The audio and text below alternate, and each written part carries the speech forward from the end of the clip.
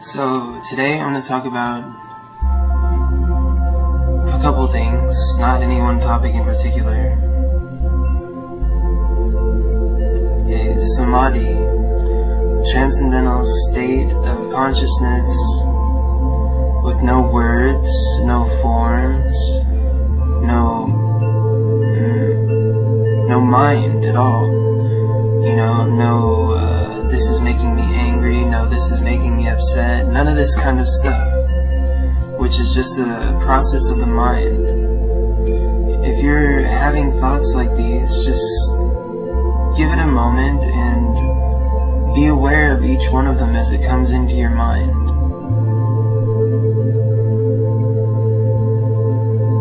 Just stop and be aware of each thought.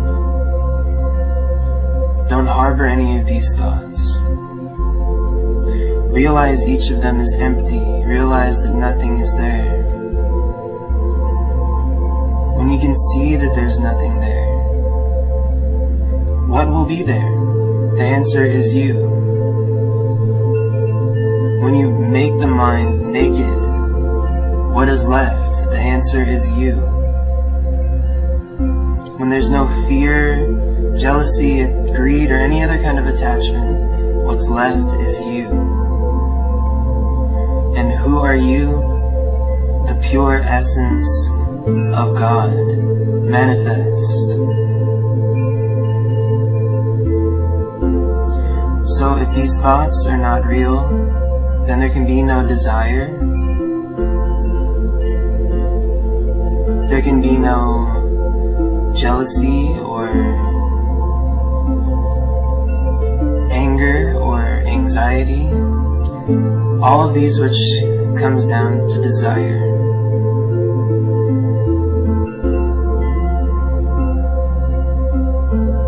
Desire is the root of all misfortune.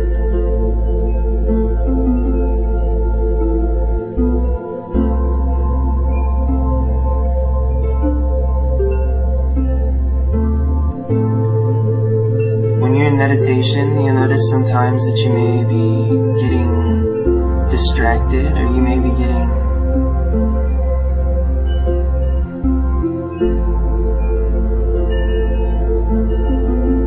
something in your way that prevents you from being still.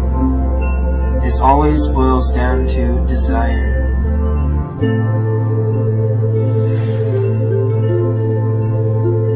Desire to have, desire to be, desire to see, whatever it might be. It always comes down to desire. So if you want to free your mind, then free your mind from desire. If you want to trap your mind, then constantly worry about what is not there.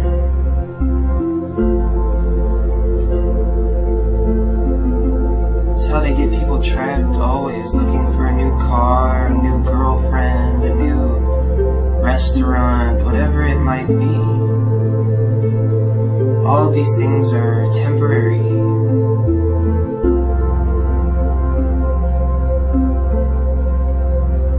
Desire for them is what kills the mind.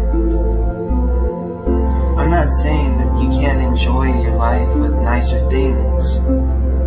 I'm saying that the desire for them is what makes the mind uneasy. It's what makes the mind think that it's incomplete. How could the mind be incomplete?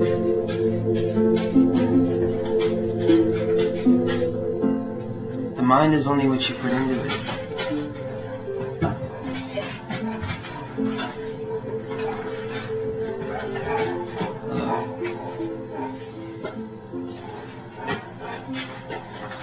And so you have complete control over what goes on in the mind.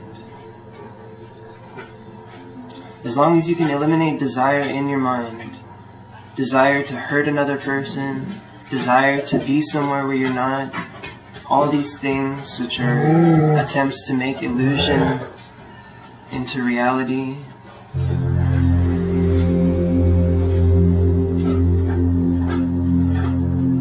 long as you can eliminate desire from your mind, then what remains is peace.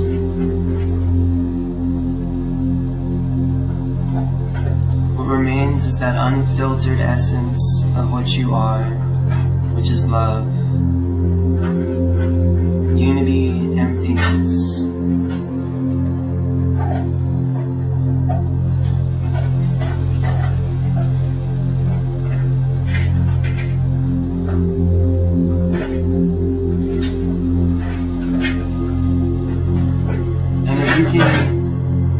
Live this emptiness in each moment, then you attain Samahdi, or you will attain Samahdi at one point.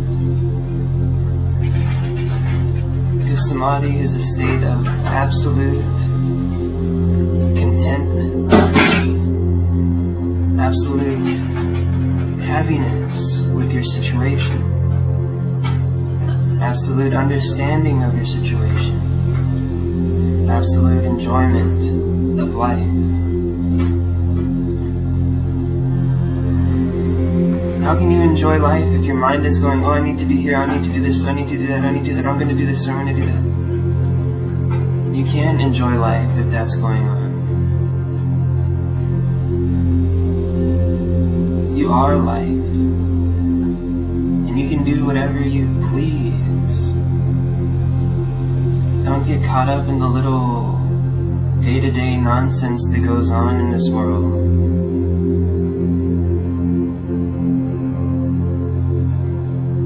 This is the beast that's talked about in Revelation. This idea that the day-to-day nonsense is true and real and that's what we should be concerned about.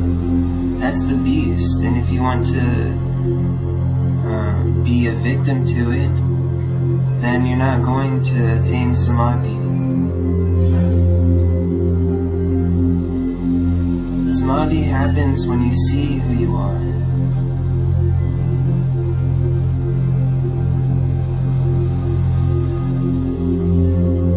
And who you are is the supreme fulfillment.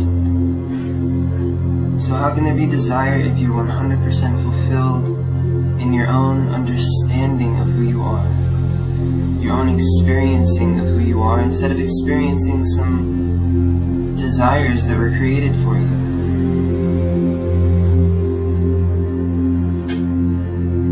You know, if you look at people's thought process, people who are very anxious and worried, you'll see a lot of that going on, a lot of desire going on. Desire to have done a better job at something, desire to have not said something to somebody, desire to have not been whatever as a child, you know, whether it's abused or whatever it might be. There's always this desire, which fuels unhappiness.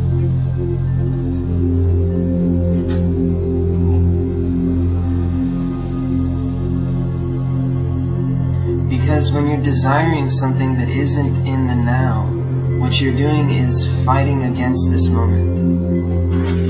Because there isn't anything except this now. And you can change whatever you like about your life. But what you can do is fight yourself by constantly creating an image of what you would rather be experiencing or what you would rather have happened. When you do that image, that anxious feeling that you feel is not like, it's not real. The feeling is what you're requesting. You're saying, I don't, I haven't, I am upset. And so therefore your brain responds, your mind creates that feeling of tension, of being upset. It doesn't make it real.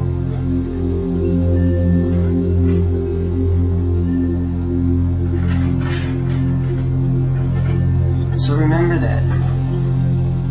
Fighting with mental images is not reality. Creating a mental image of what you would rather experience is not reality. Let the now be what you experience. You know, be aware of each breath.